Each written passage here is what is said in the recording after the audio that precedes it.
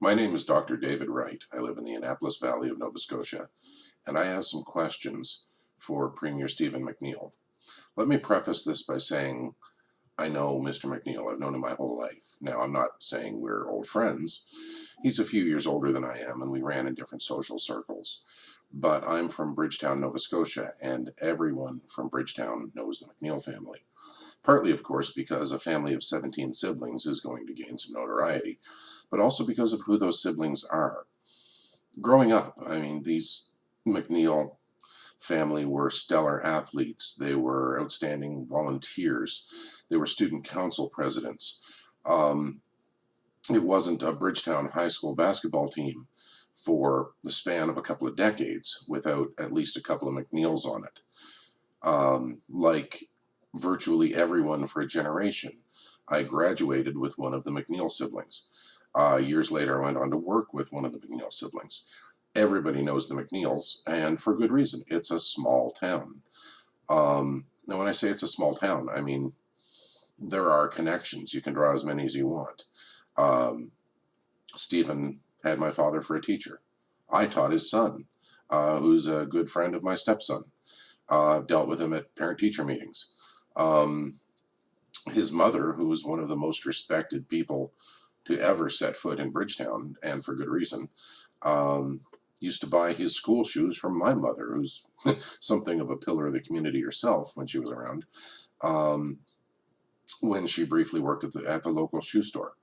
It's that kind of place. Everyone knew everyone.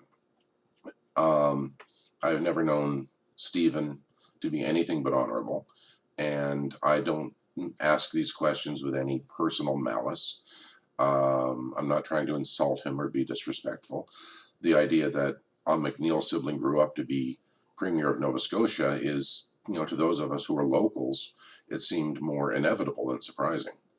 And I mean, to Stephen's credit, um, when my wife passed away, he spoke to me in person and offered his condolences and the kind of thing that someone who's known somebody for 40 years would do. um, I'm not doing this out of any malice, but I was a teacher for over 20 years, most of that time in the public school system, about a little over half of it in Nova Scotia and the other half in other parts of Canada. And I feel I know a little bit about education. And I really, you know, I know that Stephen does not see my blog. I know that not very many people do. So I'm going to post this on Facebook in the hopes that some miracle of social media will allow someone in his circle to see this, because I really genuinely want to ask Stephen, do you just not understand that what your government is doing is harmful to education? I mean, do you honestly think you're doing something good? Is this just a misunderstanding? Do you not realize that education is being harmed by the actions of your government? Or is there some other motivation? I don't know what it would be. Do you hate teachers? Were you wronged by a union at some point in your life and, damaging the future of our students? And like I say, I don't, that sounds really dramatic and really hurtful, but I'm just trying to be frank. Damaging the careers of our teachers and our administrators and putting the future of our students in jeopardy. I mean, is that collateral damage for some personal grudge? I don't believe that. I have a very hard time believing that. I don't know Stephen well, as I said, but from what I do know, that would seem very out of character. So I have to believe that he generally doesn't care or doesn't know that his government is doing something harmful. Stephen, why are you doing this? The administrators are not business managers. They belong in unions. They belong in the same union. Principal is short for principal teacher. They are leaders, but they're not managers. Um, School boards. I honestly have never been a big fan of elected school boards. I'll be perfectly honest.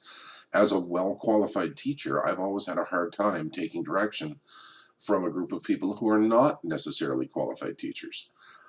That being said, I don't believe centralizing all of these, decision making process is good for Nova Scotia, particularly for rural Nova Scotia.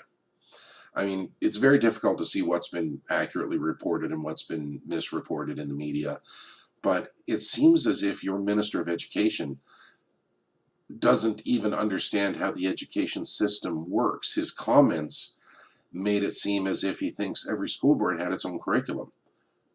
Stephen, Nova Scotia has a common curriculum.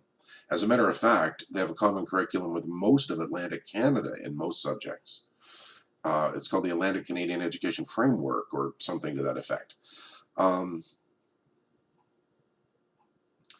There are other things that are really troubling. I mean, this Bill 72, it seems to have taken out at least some of the references to inclusion and supporting special needs students. Education in Nova Scotia is not perfect, and your government is saying, you know, teachers have told you the system is broken, so it needs to be changed. Well, okay, yeah, but it needs to be changed for the better.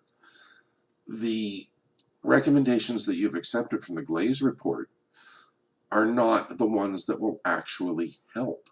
I mean, I don't even really want to get into the Glaze report, but let me put it this way. As somebody who has done a master's thesis and a doctoral dissertation, her research methods in that report would not be acceptable for either. As a matter of fact, I would have some serious issues with her methodology if she were handing in a paper to me in a grade 12 class. It was flawed, it made false assumptions, it used poor data, and I believe things should be data driven. There are thousands of education experts in Nova Scotia. They're called teachers. You don't need to bring in anybody from Ontario. We have educators, we have education professors,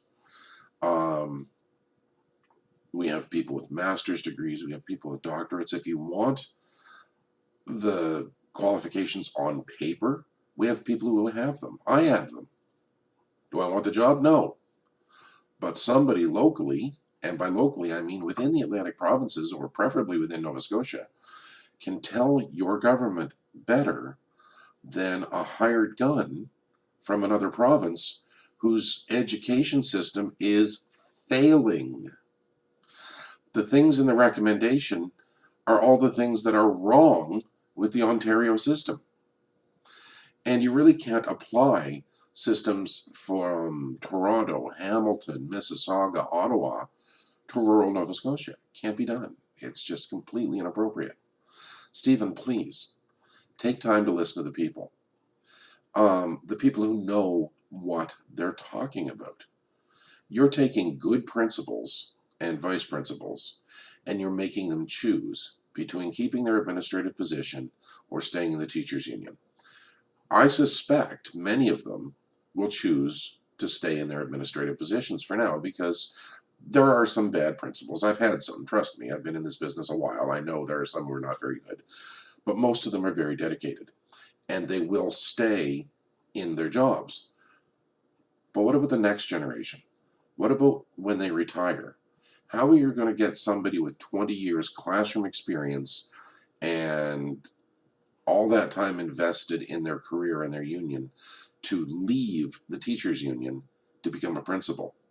You're going to wind up with inexperienced people who are more business managers than educators. Maybe that's what you want. Maybe you want a business model. But education is not a business. It is our future. Stephen, those of us who've actually been there implore you, please, at least if you're going to do this, explain why you're doing it without the political mumbo jumbo, without pointing fingers, without the doublespeak. Just come out and say it. Do you really not trust teachers? Do you really not care about our province's future? Do you really think you're doing the best thing? It's really heartbreaking, Stephen. I mean, on a personal level, I want to defend you. But on a professional level, I can't support this. And I know that I've come to regret the fact that in your first term of office, I voted for you. And in your second term, I did not. And I never will again. You've lost a voter.